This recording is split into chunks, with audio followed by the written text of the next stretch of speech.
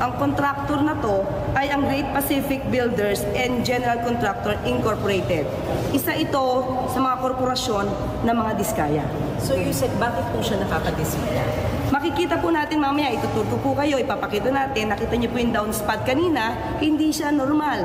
Dahil pag tulo ng tubig ulan, diretso sa kalsada, lahat ng taong dadaan, pwedeng mabasa. So hindi lang po yan, marami pa po.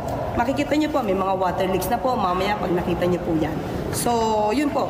At hindi pa po ito talagang natatapos. Makikita niyo po lahat mamaya kung bakit nakakadismaya, bakit mismong gobyerno pa talaga, ito pang mismong proyekto na to, ang parang niloko pa ng mga diskaya.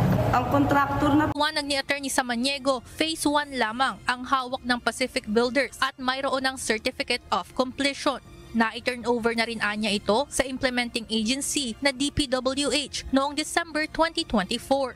Ayon kay Samaniego, ibang kontraktor na ang may hawak ng kasalukuyang construction na nagsimula nitong January 2025. Ni-revise po yun. So kumuha po sila ng ibang kontratista. Ang gumagawa po doon ay hindi po ang Great Pacific Builders and General Contractor Inc. Kundi po ang gumagawa po doon ay Theater Box Solutions and Services Corporation. Hindi po amin yon. At hindi po namin alam kung sino po ang nangontrata po doon.